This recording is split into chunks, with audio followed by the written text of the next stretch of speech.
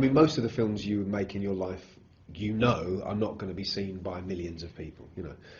There are very few things that you will ever do if you live to 100 that you think, yeah, whatever happens, people will see this. So I knew it was not going to fly under the radar. It's a Peter Jackson's The Hobbit. It's going to be big.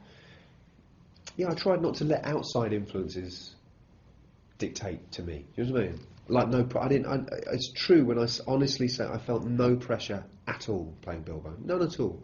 Because when you're on set, you're doing the job, and you're in a little cocoon that feels private, and you almost kind of think, you think, well, no one will ever see this film. You just, in the moment, you kind of think we're just doing this for us, And then when it's out in the world, then you would just cross your fingers and hope that people like it.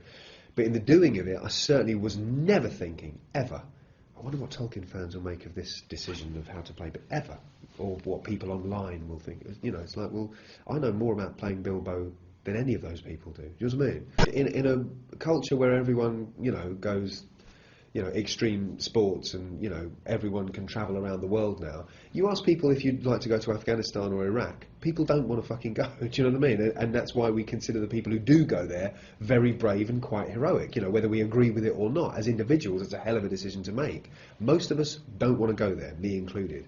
And Bilbo is going into a situation where he knows it's life and death. It's not, snowboarding. It's you could get killed.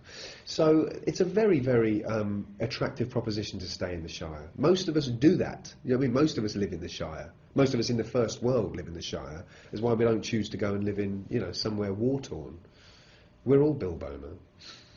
It was wonderful. I love those guys, and they treated me like gold. They were so good to me. I was the only female on set with them most of the time because the dwarves really didn't get a chance to work with Galadriel the way that I got to work with the dwarves.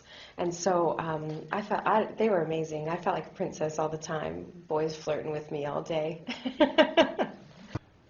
No, I mean, I was completely on my own. I mean, Martin and I have a really good chemistry on the set of Sherlock, and sadly none of that could come into play with this because of the way the kind of technology and performance needs to be led in. There's no...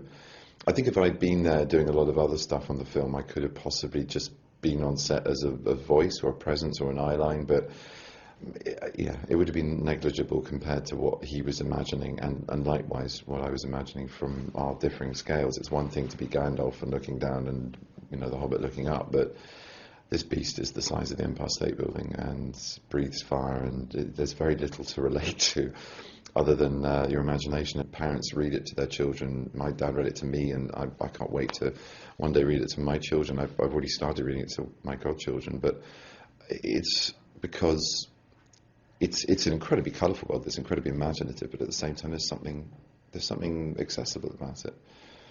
And I think those universal elements mean things like the dragon don't just represent what he originally represented. You could argue he could be a metaphor for capitalism gone wrong. Not that a kid's going to know that, but he's definitely going to pick up that greed isn't good.